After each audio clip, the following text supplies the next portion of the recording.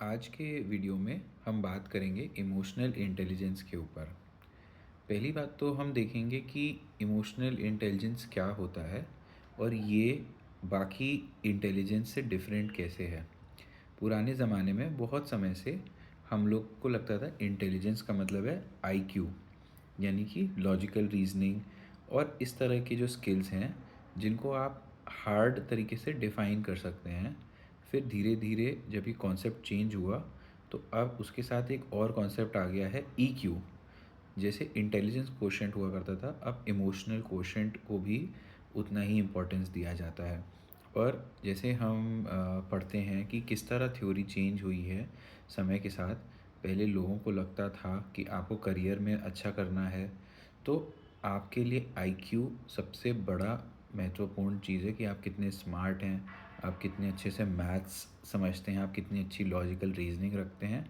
ये चीज़ डिसाइड करेगी कि आप करियर में कितना अच्छा करते हैं। बट अब हम लोग की जैसे जैसे साइंस और रिसर्च इवॉल्व होती है, हम पता करते हैं कि EQ भी उतना ही इम्पॉर्टेंट है। और कई बार ऐसा माना जाता है कि EQ अच्छा होना इतना इम्पॉर्टेंट है कि अच्छी इमोशनल इंटेलिजेंस वाला आदमी किसी बहुत ज़्यादा IQ वाले आदमी से भी बेहतर कर सकता है, सिर्फ क्योंकि उसके पास इमोशनल इंटेलिजेंस बहुत अच्छी है।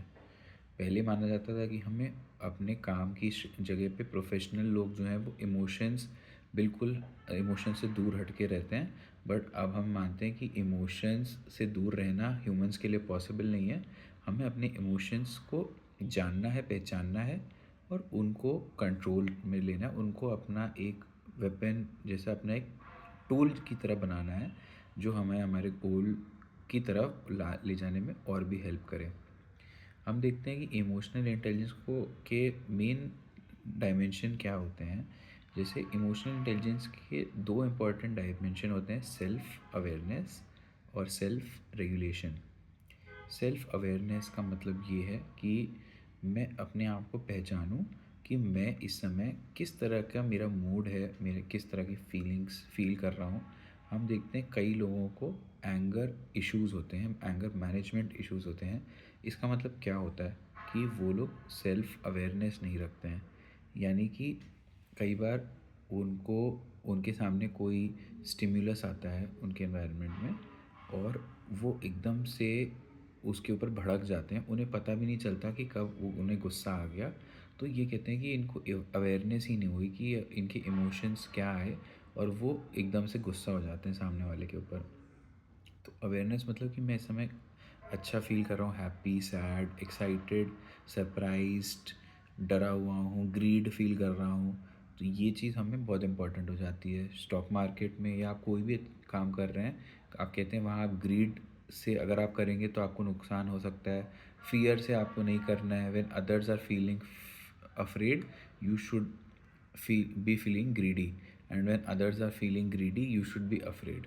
तो यहाँ पे इमोशनल इंटेलिजेंस का देखिए आप फाइनेंशियल मार्केट्स में आपकी परफॉर्मेंस से कितना बड़ा लिंक आ जाता है।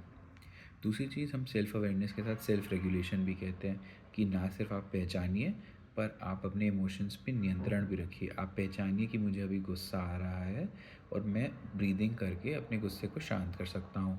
या आप सोचिए कि अगर मुझे इस समय दुख जैसा फील हो रहा है, कोई मेरे ऊपर परेशानी आ गई है और मैं टेंशन में आ गया हूँ या इस तरह डरा हुआ निराश हताश फील कर रहा हूँ, तो आप अपने इमोशन को, आपने ना कि अवेयरनेस आई बट आपने उसको रेगुलेट भी किया।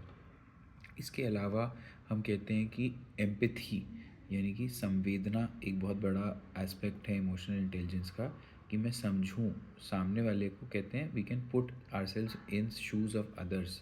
हम सामने वाले की जगह अपने आप को रख के देख सकते हैं कि वो कैसा फील कर रहा होगा और हम उसके हिसाब से ही उसको ट्रीट करें जैसा उसके वो फील कर रहा होगा।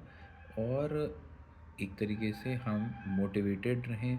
जब हम निराश या हताश हों तो हम अपने आप को भी मोटिवेट कर सकें और सामने वालों को भी मोटिवेट कर सकें। और इसी तरह आदमी जो है सोसाइटी में एक सोशल अच्छे स्किल्स अपने डेवलप करता है। और इमोशनल इंटेलिजेंस वाला आदमी जो है वो अपने साथ और लोगों को भी हेल्प करता है कि वो अपने गोल्स को अचीव करें और लाइफ में आगे बढ़ें। Thank you.